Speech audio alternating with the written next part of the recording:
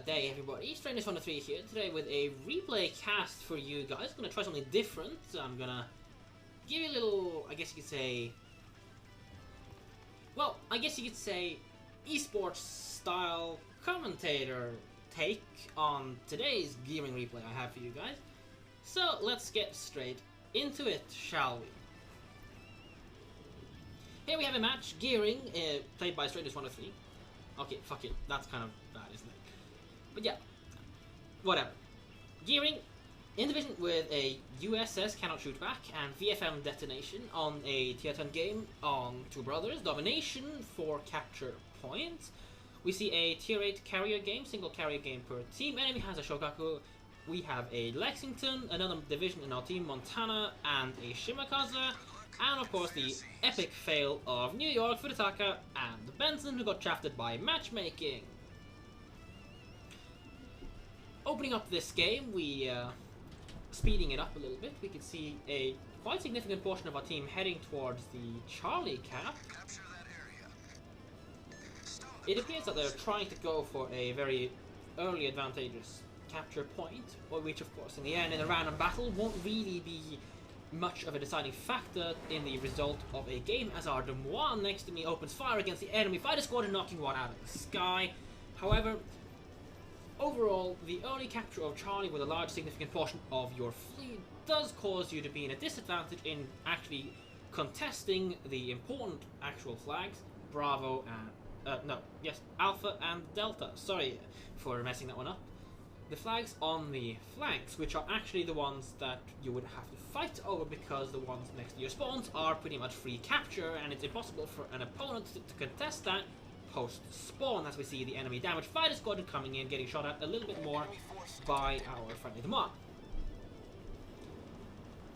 Now, here we are entering the Alpha cap. It's very important to keep a couple of things in mind. You do not want to sail past the 3-4 line marker on the map. And of course, if you have torpedoes, dispensing them like this, perhaps not right in front of the bow of a friendly Shimakaze, can be very beneficial, because if any opponent does decide to sail full speed past, they are very much at risk of getting blacked.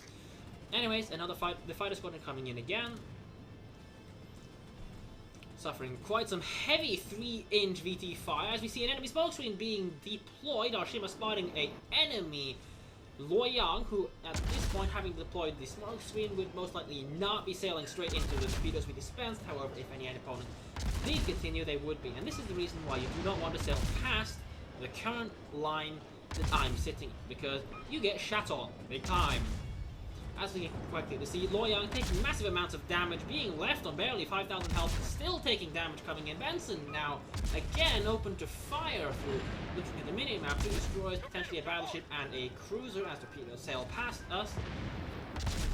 Mugomi is taking a 40,000 damage torpedo in the side as a Tidbits now comes around the corner. Luoyang shut down by Tukandero in a VFM detonation.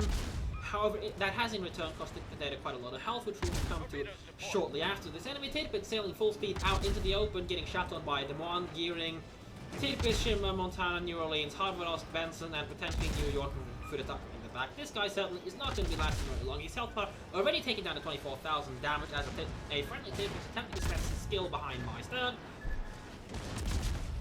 A very significant mistake here, costing the enemy, well, what already would have been a Luoyang, and this is his division mate in the Tidbits, a very large amount of points in the beginning, despite the fact that our team has not contested the eastern side of the map at all, which could potentially prove a problem, as we see on the mini-map. Enemy Shokaku planes on the egress after having attacked our Lexington, who is, by the way, 202 fighter setup, and the enemy is 222 balanced, as the Tidbits gets completely deleted by everything that was on the side, which conveniently happens to be the entirety of our fleet. Taking a few pot shots at a Ithamot long range, we spot an enemy Benson, not having learned the lessons that our 2 previous enemies on the Bravo division, tier 8 battleship and destroyer, shut down early. The Benson's coming in for what appears to be a complete suicidal run, as 10,000 health is very rapidly turned to 0. And it means our team can finally capture the Alpha flag. And now taking control of the camera, we can quite clearly see that our division mate in the Khabarovsk has taken some very significant damage for sailing past the 3-4 line marker on the map. Basically what happens if you do sail past that area, as you can see, me and my other division mate Rata in his USS Can't Shoot Back, we are in a position where we can engage selectively on our terms the enemy ship, the first enemy ship, to pass this dreaded, I guess you could say, this infamous 3-4 line marker. We're able to engage this on our own, whereas if you sail past like these guys do, they are going to get shot by everybody on that's still further behind the island, and you'll be unable to do so much about it. You're going to be engaging multiple enemies on your own, basically. And this is what I mean when I say USS Can't Shoot Back, because that's right, that's a destroyed turret, and he was very healthy as he gets front citadel by Nithimo halfway across the map. Anyways, speaking of the map, for those that may have been paying attention, we are in fact getting flanked. We didn't feel any force on the eastern side of the map. Our useless Lexington has been shut down by a large significant incoming force, which he would have absolutely no chance to deal with whatsoever, because hey, it's a USS no-fly zone. I dispensed some skill in anticipation of the enemies turning their bows on and pushing towards our battleship and 2 cruiser force coming in. However, I decided to hold my fire, something that, in my opinion, the Benson to my left certainly should have done as well, because he's now getting shat on by absolutely everything as well. Anyway, since the attention of the enemy fleet is firmly placed on the friendly Benson, I slow down, I deploy a smoke screen and open up on the enemy Fletcher, able to score some significant hits against him, taking his engine down. He's now turning a slight side against me, still firing blind into his concealment. However, he is shut down by the Benson as my torpedo sail past, doing absolutely nothing. Enemy Mahan comes up, sadly only for a very short period of time. We're unable to, probably going to be unable to find any significant damage against him, as our anti-aircraft managed to pick up an enemy aircraft kill. Now, in a situation like this, when you are safely sitting inside of a smoke screen, it's usually quite pointless not to have your anti-aircraft turned on, as I actually even tripped a defensive AA consumable, because I want to kill these planes off as fast as possible. As one of the squadrons de-renders, I suddenly shoot down 2 planes of it. Now again, focusing AA on the 3rd squadron, we can see 3 planes, just watch it, 13 seconds left with defensive AA, almost entering my Bofors range, and blub, blub, and squad wipe. Just to put it this way, my dual purpose currently is pushing out 66 average damage per second alone, and if you multiply that by 3 and the 1.3 focus anti-aircraft marker, which I did when I played this game, you can push out some serious damage against lower tier aircraft such as that of Shokaku. Anyways, an enemy tidbit's coming in against our fleet, trying to close the net around us, pressure our fleet, raining on him, setting a very lucky 5, 32 hits for 1 fire. Overall, about 160 hits for 5 is quite impressive for gearing with only 5% nominal base fire chance, and I do not have Demolition Expert. I still have about 30 seconds left of my smoke screen to invisibly fire. However, I decide that it's probably for the better that I do not. As there we go, we can see torpedoes inbound from the Mahan, who is now trying to make an exit. Of course, despite having left my smoke screen, I still open fire against him because I know I'll be able to come around an island corner, protecting myself from the enemy cruiser and battleship combination coming in, able to only engage an enemy Mahan, who's currently very preoccupied with fighting our Benson, who charged him first. Finding some solid hits against him, 1, 2, 3, and 4 torpedoes, all causing floodings, as the Mahan now turns his attention back towards me, as the Benson had probably gone around the island. However, the Mahan's first salvo does absolutely nothing, falling in the water. Second one scores 1 hit. Third one coming in right now, scoring another hit. However, I'm perfectly fine with accepting a little bit of damage traded to try to kill this guy, because it puts us in the position where I will not have to deal with any enemy concealment ship, which would be able to detect me while I'm firing without me being able to detect him in return, which could, in the later game for gearing, provide quite a drastic advantage, as I'm able to shell against enemy ships which are not in any position to counter me. Of course, with the exception of the one and his counter skill. Sadly, unable to find a kill against the enemy Mahan, as our Benson limps past on minimum HP. I see an enemy rune on equally low HP, I open fire against him with high explosives because the rune has minimum high explosives resistances, as he's able to put a couple of shells, including secondaries, against me. However, I make a very critical mistake of deploying my smoke screen, which puts me in a position where I'm unable to cover Reita, who is in a very terrible position, currently engaging an enemy to one, being proximity detected potentially by an enemy Tirpitz, meaning that he is unable to put himself in a concealed hidden position, and the enemy Demon is currently focusing him at, instead of focusing this trying to remove this 261 health New York. As the anti-aircraft combined from a Demon and Gearing shoot down the Tirpitz's float plane. However, it doesn't really matter because he is still within proximity detectability range of Reita, and if not, he's probably being spotted by our Tirpitz, who is farther out.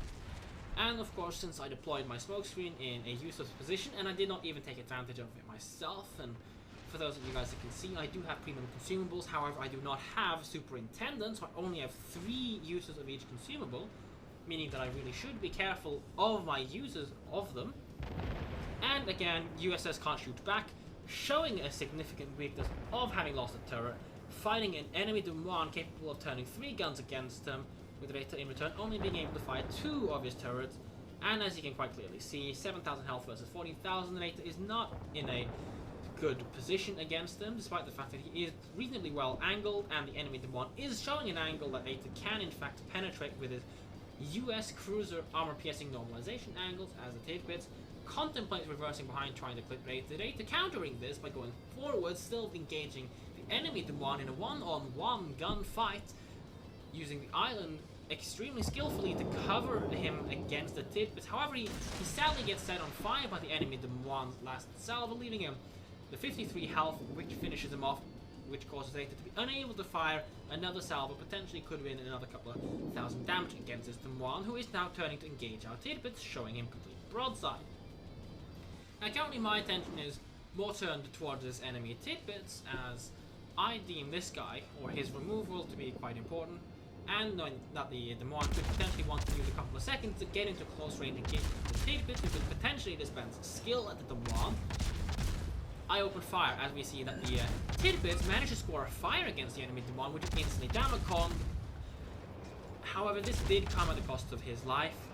However, Fire RNG smiling upon me this day, scoring another fire, with leaving us at 250 hits with 6 fire, which is a pretty solid fire chance considering fire chance resistances, percentages, modifiers, and whatnot, scoring another fire against him, leaving him 2 fires burning, completely uncontrolled. Damage control party not available as the Demon attempts to use a health regeneration to counter this. However, 2 fires is just going to be simply too much for him to be able to out-repair, and without his damage control party, the enemy Demon is eventually sunk, sending his final salvo as I use my damage control party, critically damaging one of my torpedo tubes, which I believe did actually get clipped by my damage control party, barely. However, using the damage control party there was certainly in my opinion, a mistake. Speaking of mistakes, took on data 625 health, having mopped up the north and center part of the map, coming in to try to engage his enemy Tirpitz. No health whatsoever, getting shot at by the enemy Tirpitz, shut down by his main battery. However, I'll spoil it, he does manage to actually get some torpedoes off. However, again, as you see them coming in, they don't look like they're going to be doing anything. In fact, a lot of them look like they passed towards his port side, and I've dispensed torpedoes, assuming the Tirpitz will immediately turn towards me as he clips off a good solid chunk of my health. However, he's attempting to escape from me, putting more distance between us, which means that I will very soon reach my 9.5 kilometer range, where I'm able to fire at this guy concealed while setting another fire against him. Fire RNG certainly smiling upon me this game, but the Tirpitz has made the mistake of now sailing this significant distance beyond me, that he's no longer able to detect me, even though I'm firing my guns blazingly in the open of the ocean. If this guy wanted to have the highest chance of survival, of course, knowing the information that I know by looking at my map, seeing that we have a battleship and a destroyer coming up, which, if he was paying attention, would have noticed that our Shimmer sank the enemy carrier on the eastern side of the map. he would have attempted to push me, because that would have put him in a position where he could maintain distance and range against the Shimmer, which means it's difficult for the Shimmer to torp him, and of course potentially angle against our battleship coming in, but that was not to be. He's seen what's coming, he knows what's going on, but it doesn't really matter, because at this point the Shimakaze only really needs to score 2 torpedo hits against him, and that's one sunken turpits. As I set another fire on him, which in the end is not going to be significant at all, and there we go. 15 sets of skill coming to Turpitz' way, and sayonara, you're not dodging that. I hope you guys enjoyed this replay cast. As we can see, the end battle results screens: 358 shell hits, 5 torpedo hits, 10 aircraft shot down, which is quite a decent number. 15 incapacitation, mostly against enemy destroyers, which were sunk. 3 enemy vessels sunk. 9 fires for the amount of shell hits in a gearing is quite solid, and all 5 torpedoes that impacted cause of flooding. 3,716 base experience, scoring me well on top of the team's scoreboard. A very solid amount of damage as well over this course of the game. 66,550 torpedo damage, 11,432 caused from their flooding, 14,864 fire set, which honestly is not that much. However, 85,632 HE shell hits, a solid chunk of this against enemy destroyers in the early game, and of course in the mid game where we shut down the enemy Fletcher and pretty much evaporate the vast majority of the Mahan's health bar as well. 3,143 armor piercing damage for those of you guys that may have been paying attention early against in the game when the Tirpitz sailed broadside on past the corner like a complete dimwit.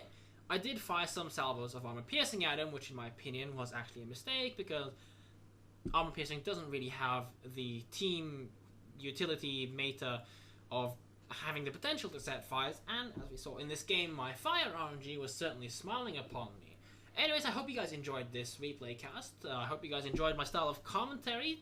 Please leave a comment in the comments section below if you liked it. Would you like to see me try some different way of commentating? Would you perhaps like to see me, I don't know, use a different accent or whatever? If you have any constructive feedback, please leave it in the comment below. If you hated it, you may as well go fuck yourself, and see you guys in the next one.